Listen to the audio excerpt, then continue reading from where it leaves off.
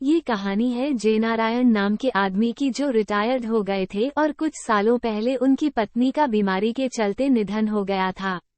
घर में वो और उनका बेटा मुरली रहता था। मुरली एक अच्छी कंपनी में जॉब करता था।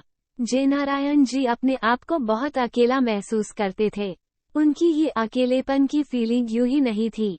वो दिन भर घर अकेले रहते थे और जब शाम को बेटा काम से वापस लौटता तब लैपटॉप और मोबाइल में लगा रहता। जयनारायण जी उससे बात करने के लिए, अपना मन हल्का करने के लिए तरस जाते। ऐसा काफी लंबे समय तक चलता रहा। जयनारायण जी ने सोचा कि अब उन्हें ही कुछ करना पड़ेगा। उनके पास एक सिंपल कीपैड वाला फोन था, इसलिए उन्होंने अब एक नया एंड्रॉयड फोन ले लिया। इस फोन में उन्होंने अब सोशल मीडिया का यूज कैसे करना है वह सीखना शुरू कर दिया। शाम को जब उनका बेटा काम से घर आया तो उन्होंने उससे कहा, बेटा मुझे जरा सोशल मीडिया कैसे इस्तेमाल करते हैं सिखा दोगे? मुरली उस रोज थोड़ा चिढ़ा हुआ नजर आ रहा था। उसने अपने बाप को कहा कि मैं यहाँ इतना थक हार कर काम से लौटा हूँ और आपको कुछ नया सीखना है, मेरे बारे में नहीं सोचते कि थोड़ा आराम करने दो। जयनारायण जी अपने बेटे की बातें सुनते रहे, कुछ ना बोल पाए। उन्हें अंदर से बहुत बुरा लग रहा था, लेकिन वो अपने आंसू रोके हुए थे। अगले दिन सुबह जयनारायण जी ने अपने बेटे के लिए उसके मनपसंद का नाश्ता बनाया।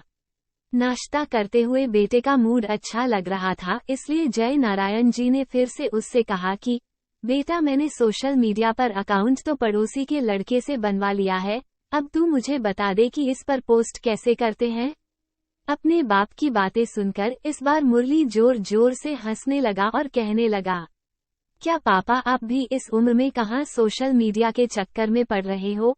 आप धार्मिक किताबें पढ़ो, भगवान का नाम लो। इतना कहकर अपना नाश्ता खत्म करके मुरली अपने काम के लिए निकल गया। जयनारायण ने उसके बाद भी एक दो बार अपने बेटे से सोशल मीडिया सिखाने के लिए कहा, लेकिन उसने अपने बाप की बात पर ध्यान नहीं दिया। एक दिन रात को मुरली पानी पीने के लिए उठा तो उसने देखा कि उसके पापा की कमरे की लाइट चालू है। उसे थोड़ी चिंता हुई, इसलिए उसने खिड़की से झांक कर देखा तो उसके पापा मोबाइल पर सोशल मीडिया पर कुछ पोस्ट कर रहे थे। वो वहां से अपने रूम में चला गया और सो गया। मुरली सवेरे नींद से जागा और जब उसने अपना सोशल मीडिया चेक किया तो वहां पर उसके पापा की फ्रेंड रिक्वेस्ट आई थी। फ्रेंड रिक्वेस्ट एक्सेप्ट करने के बाद जब मुरली ने अपने पापा का अकाउंट चेक किया तो उसमें सबसे पहली पोस्ट जो थी उसमें उसी के बचपन की फोटो डाली हुई थी और लिखा था हैप्पी बर्थडे बेटा। मुरली को अब रियलाइज हुआ कि क्यों उसके पापा सोशल मीडिया सीखने के लिए इतने पीछे पड़े हुए थे और क्यों ये काम उनके लिए इतना ज्यादा इम्पोर्टेंट था। उसकी आंखें नम हो गई। वो सीधा अपने पापा के कमरे में गया और उनके गले लगकर उनसे माफी मांगने लगा। दोस्तों, हम उन चीजों को ज्यादा महत्व देते हैं जो कीमती है, लेकिन अमूल्य चीजों को अनदेखा कर देते हैं।